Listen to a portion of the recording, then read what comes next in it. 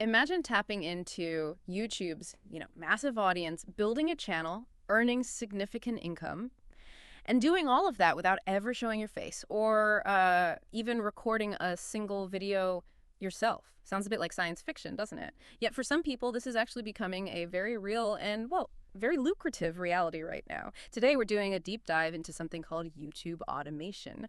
It's this intriguing concept that promises to turn YouTube into potentially a full-time income stream. And it does this by essentially outsourcing or automating the whole video creation and channel management side of things. It's really about building a content machine that, runs without you having to be on camera all the time. Now, to help us unpack all this, we've looked at a couple of key sources. There's a Udemy course. It's called How to Start a YouTube Automation Channel and Monetize It Fast by Brian Guerra, and also an in-depth article, YouTube Automation, What It Is and How to Start Your Channel, which features an expert named Noah Morris. So our mission for you today is pretty straightforward. We want to unpack this model piece by piece. We'll explore how it works, look at the frankly eye-popping financial potential, and crucially, highlight the best practices, but also the pitfalls you need to watch out for. We want to show you what it really takes to launch and scale these faceless channels and what YouTube actually looks for. So whether you're maybe looking for a side hustle, or you're really interested in online entrepreneurship, or maybe you're just curious about how people are making money from home in these new ways, get ready. We're about to uncover some pretty surprising facts and some genuinely actionable insights. Let's get into it. Okay, so to kick us off, for anyone hearing this term YouTube automation for the first time, what exactly are we talking about here? What's the kind of the core idea? Right. So at its heart, YouTube automation is basically about creating and running a YouTube channel where you, the owner, well, you don't appear on camera. You're not the one recording the videos. Instead, you're kind of designing a system, right? A system to produce content, upload it, and then collect the ad revenue. And you do that by outsourcing the day-to-day tasks that, would normally fall to just one creator. Think of it like being the executive producer, maybe, not necessarily the star of the show. Okay, that makes sense. So it's not just delegating a few small things. You're building a whole content engine. How does that outsourcing actually work, in practice? Exactly. It's about building a system that can pretty much run itself, with oversight, of course. Yeah. Now, this can look a few different ways. You could assemble a dedicated team of humans, script writers, video editors, thumbnail designers, voiceover artists. Or increasingly, people are using a smart mix of human creativity and these advanced AI tools. AI can help with things like, generating initial ideas, video editing, even creating surprisingly good voiceovers. The main goal is just a steady stream of high-quality content without the owner needing to be hands-on with the production itself. And the appeal of that is, well, it's obvious, isn't it? I mean, the sources describe it as potentially generating a full-time income. They even use phrases like making an absolute killing, all without stepping in front of a camera. Why do you think this model is gaining so much traction right now? Well, I think it's tapping into a few bigger trends. Firstly, creator burnout. It's a real thing. Many creators just can't keep up that intense pace needed to stay relevant. Automation offers a way around that. Secondly, there's a huge audience shift happening. People are consuming tons of highly produced content that's often less personal. Think about top 10 lists, explainer videos, documentary style stuff. And finally, technology. The advancements in AI plus freelance marketplaces like Fiverr or Upwork make it way easier and cheaper than before to scale content production without being personally involved. It sort of democratizes access to YouTube's audience for people who are maybe more strategic thinkers than on-camera personalities. That's a really powerful mix of factors. And, speaking of making a killing, we have to talk about the money, because some of these figures are, well, they're genuinely staggering. Noah Morris, one of the experts in our sources, apparently made 7 figures in 1 year, managing over 20 of these faceless channels, and get this, supposedly dedicating just 1 day a week to it. It is pretty remarkable, isn't it? And just to add some context there, he also reported something like $200,000 in AdSense revenue in just 1 month, November 2022.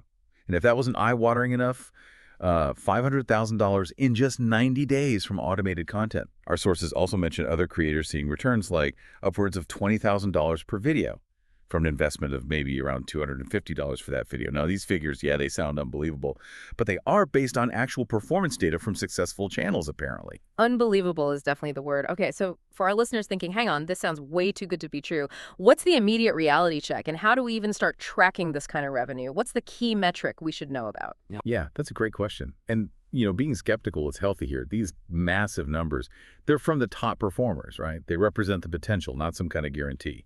Success takes a lot of upfront work, smart strategy, and probably some luck too. As for tracking, the really crucial metric is RPM. That stands for revenue per mil, or revenue per thousand views.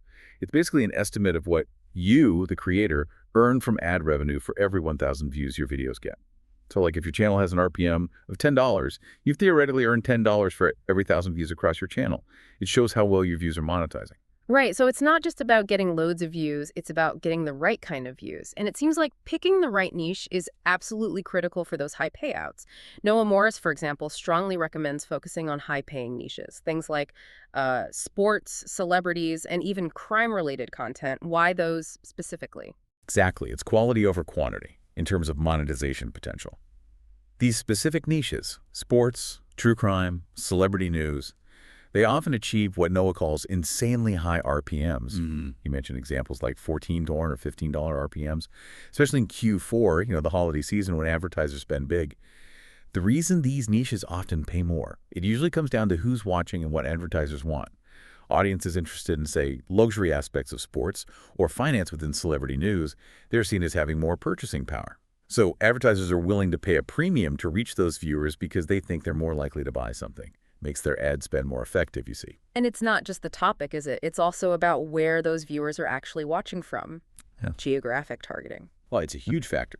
Absolutely massive. Focusing on viewers in the United States, for example, can significantly boost your monetization. Why? Because advertisers in the U.S. market generally pay much higher rates. It's a large, wealthy market with high consumer spending. Your CPM, that's cost per mil, what advertisers pay you, is typically highest for viewers in what they call Tier 1 countries, US, Canada, UK, Australia, places like that. Okay, so it's a strategic combination then. Find a high-value niche and then target a high-value audience within it. These figures definitely make you curious about how it's all achieved. But let's shift gears a bit. Let's talk practicalities. What's the initial investment needed, both in terms of, actual money and the effort required to get started in this faceless frontier? Right, the investment. Well, there's no single perfect answer for startup costs.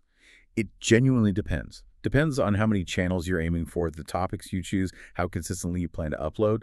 But Noah Morris's own experience gives us a useful benchmark. He said it took him about 12 videos, and he spent an average of $100 per video to break even. So around $1,200 maybe. For a complete beginner, though, he estimated you might need closer to 35 videos, and potentially an investment of around $3,000 to $3,500 before you start seeing consistent returns from that automated content.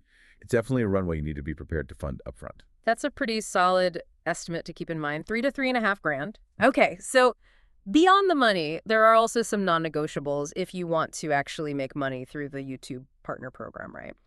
What are those main hurdles you have to clear first? Yes, this is absolutely critical. You can have great content, but if you don't qualify, you don't get paid through ads. To even get into the YouTube Partner Program, your channel needs two main things: 1,000 subscribers and 4,000 hours of valid public watch time within the last 12 months. Plus, of course, you have to comply with all of YouTube's Partner Program policies and community guidelines. No exceptions. That 4,000 hours of watch time, that's also the bigger challenge for brand new channels. It takes time to build that up. Now, the Udemy course claims it shows you how to speed through that process. But look, it's still a significant climb for any new channel, automated or not. Beyond that, the basic stuff is simple. You need internet access and a computer. Right, so it's definitely not a case of just setting it up and forgetting about it, especially at the start. There's a real upfront investment, both money and the effort to create enough engaging content to hit those monetization bars. Okay, this leads us to the really interesting part. The actual playbook. How do you build one of these channels? What are the strategic foundations you absolutely need to lay before you even think about creating the first video? Yeah, this initial strategy phase, it's absolutely paramount. People often skip this, and that's a mistake. So first foundation, as we kind of touched on, is targeting a high-paying niche for better RPMs. Again, think sports, celebrities, crime, finance maybe. But then within that broad niche, you need to find what's called a content gap. A content gap. I've heard that phrase before. What does it really mean, though, specifically for YouTube automation? And how do you actually find one? Okay, so a content gap isn't just about niching down to avoid crowded topics, although that's part of it. More importantly, it's about finding a specific topic or angle where there's clear viewer demand, but not enough channels meeting that demand well. A practical tip. Use your browser's incognito mode for research, so your own watch history doesn't bias the results. Then, search within your chosen broad niche, let's say vintage car restoration. Look for videos that have high view counts but are from channels with low subscriber counts. If you see several videos with like hundreds of thousands, maybe even millions of views, but the channel only has a few thousand subs, that's a huge signal. It tells you viewers are actively searching for and watching this specific type of content, but there aren't many established channels dominating it yet. That's your gap. That's where the audience is hungry and the competition might be weaker. That's a really smart data-led approach. Avoids just guessing what people want. You're letting the viewers guide you. Okay, so you found your potential gap. Next step must be checking out who is already playing in that space, right? Sizing up the competition. Exactly. Even in a gap, you won't be totally alone. And this space is competitive. You absolutely need to study how the successful channels, even the small ones getting big views, make their automated content feel fresh and entertaining. It's not about ripping them off. It's about understanding the mechanics of why their stuff works. Watch their most popular videos. Really pay attention. What kind of storylines do they use? What emotions do they tap into? How's the editing paced? What makes their thumbnails clickable? You're basically reverse engineering their success formula. And Noah Morris really emphasizes this. Make decisions based on data and what's already performing well, not just on, a gut feeling about what might be cool. Yeah. If a certain video style consistently gets views in that gap, that's your starting blueprint. Right. Strategy first, niche, find the gap, study the winners. Makes sense. Now comes the part about actually building the machine, assembling the team or the tools that make the automation happen. Who are the key players, the essential roles you need to get covered? Okay, so to run a solid YouTube automation channel, you generally need 4 core functions covered. You need a scriptwriter, you need someone for the voiceover, you need a video editor, and you need a thumbnail designer. For the scriptwriter, it's really crucial to find someone who isn't just like a writer, but someone who's genuinely passionate and knowledgeable about your specific niche. They're your storytellers, right? They build the narrative arc that has to keep people watching minute after minute. And for the voiceover, I gather you don't strictly need a human anymore. AI's really stepped up here, hasn't it? Offering some pretty decent options. That's absolutely right. You definitely have options now. You can go for a human voiceover artist, which can add a certain unique quality or personality. Or you can leverage AI-generated voices. Tools like Speechify or Lovero AI, they've become incredibly sophisticated. They offer natural-sounding voices in different styles, and it can be a massive time and cost saver, especially if you're trying to scale up production. However, when it comes to the visuals, the designers, and the editors, Noah actually flags these as potentially being the hardest parts to get right. Oh, interesting. Why are those roles seen as the most challenging? What makes a great video editor or thumbnail designer so vital for a faceless channel? Well, it's because they are fundamentally responsible for capturing attention and then holding it. In an incredibly crowded, fast-moving environment like YouTube, a great video editor for automated content. They're not just cutting clips together. They need to really enhance the video using dynamic cuts, motion graphics, finding the perfect B-roll footage, adding sound design, all specifically aimed at stopping people from clicking away. They need to understand that online viewing rhythm. And similarly, the thumbnail designer isn't just making a nice picture. They have to create something simple, instantly attractive, and crucially, emotionally resonant. A snapshot that makes people curious or feel something. A compelling thumbnail is like the headline on a news article, right? It's your absolute best shot at getting that initial click. And that blend of artistic skill, marketing know-how, and understanding viewer psychology, that's harder to find and definitely harder to automate well. That really drives home the skill involved there. So where do people typically find these creative folks, especially for those key visual roles? Well, there are dedicated platforms now. YTJobs.com, for instance, is specifically designed to connect YouTube channel owners with creative talent writers, editors, designers. So that's a good starting point. But beyond hiring individual freelancers, it's also worth mentioning the rise of these dedicated AI content generators. These tools are evolving super fast. Some claim they can generate practically an entire content plan now. We're talking video titles, descriptions, keywords, even drafting scripts, creating thumbnail backgrounds, and handling the voiceover. It represents a real leap in potential automated efficiency, though realistically, it probably still needs a human eye for refinement and quality control. Wow, that sounds like almost a complete package for churning out content. But even with all this automation, you're saying the channel owner still plays a really critical role, sort of like a director overseeing everything. What does that continuous improvement and strategic oversight actually look like day to day? Absolutely. Even the most automated channel needs that director, the owner, who's constantly trying to understand the audience better, figure out what's hitting the mark, and strategically improving the content. You can't just set the machines running and walk away hoping for the best. Noah actually offers some really valuable practical tips on this. First, he says, monitor the most replayed scenes data in your YouTube analytics. If viewers are consistently scrubbing back to rewatch a specific part of your video, that's gold. It tells you that specific element, maybe a particular explanation, a visual gag, an emotional beat, really resonated. That's a clear signal to try and incorporate similar hooks or styles into your future videos. Okay, so you're using the audience's own behavior as direct feedback. See what holds their attention and do more of that. Makes sense. Precisely. You're letting the data guide your creative strategy. Second tip, regularly check your comment section. Don't ignore it. This is real-time, unfiltered feedback straight from your viewers. What questions are they asking? What jokes landed? What are they confused about? What are they praising or, criticizing? This can spark new video ideas or maybe highlight where your scripts aren't quite clear enough. And finally, of course, you need to be frequently diving into your main YouTube analytics dashboard. Look at the trends. Audience retention curves, click-through rates on your thumbnails, where your traffic's coming from. This ongoing analysis ensures your automated efforts are always being refined and pointed towards what's most effective and profitable. It's a blend of data analysis and strategic thinking that no AI can fully replicate just yet. That gives a really clear picture of the ongoing work involved. It definitely demystifies the operational side. But like any online venture, there have got to be pitfalls, right? And YouTube has its rules. So what does YouTube actually reward? And maybe more importantly, what does it not reward when it comes to automated content? This is such a vital distinction to make. YouTube automation is totally legitimate if you do it the right way. But fundamentally, YouTube does not reward content that feels repetitive, low effort, low educational value, or just plain unoriginal. At the end of the day, content quality is still king, even if a machine helped you make it. So just relying too heavily on the automation, maybe without that careful human oversight and quality control, could actually hurt your chances. Hurt monetization or even just getting views in the first place. Exactly. For instance, just looping, say, wind or rain sounds over some generic stock footage. Yeah. That's almost certainly not going to get monetized, regardless of how many views it might accidentally get. YouTube's algorithms and their human review teams, they're looking for genuine value being provided to the viewer.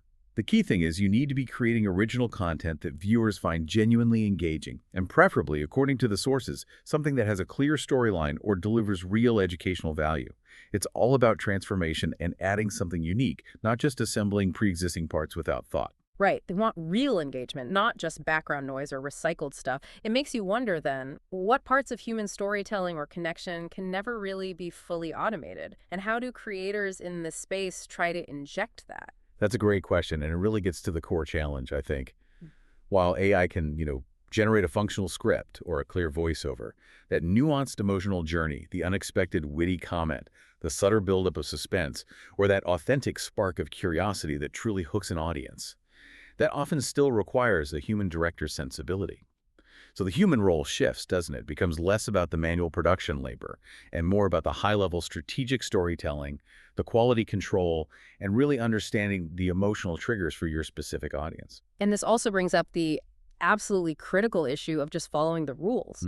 Compliance, originality, what are the big no-nos here? Yeah, you have to be super diligent about this. You absolutely must avoid reusing other people's content without adding significant original commentary, critique, or educational value, what falls under transformative use. Just re-uploading clips or entire videos made by someone else, or using lots of copyrighted music or footage without permission or transformation. That's a fast track to copyright strikes, getting your videos demonetized, or even having your entire channel shut down. So always ensure your content is fundamentally original or sufficiently transformative if using third-party material. Make sure it strictly adheres to all of YouTube's community guidelines, and that it genuinely resonates with your target audience by offering something unique. The automation part is purely about production efficiency. It's never a valid shortcut for cutting corners on quality, legality, or originality. So we've really unpacked YouTube automation today. We've gone from that enticing promise of faceless income and some, frankly, incredible earning potential, all the way through The strategic steps involve niche selection, finding gaps, building your team, or using AI, that crucial continuous improvement, right down to the essential rules you have to follow to stay on YouTube's good side. It's Mhm. pretty clear this is a powerful and definitely rapidly evolving way to leverage the platform. So it leaves you with a big question, doesn't it? If you can build these highly profitable channels by outsourcing the creative work, using AI, focusing mainly on strategy, what does that actually mean for the traditional creator, the one who puts their face, their personality front and center? Does this whole automation trend democratize content creation, making it accessible to more entrepreneurs who maybe aren't natural performers but are great strategists?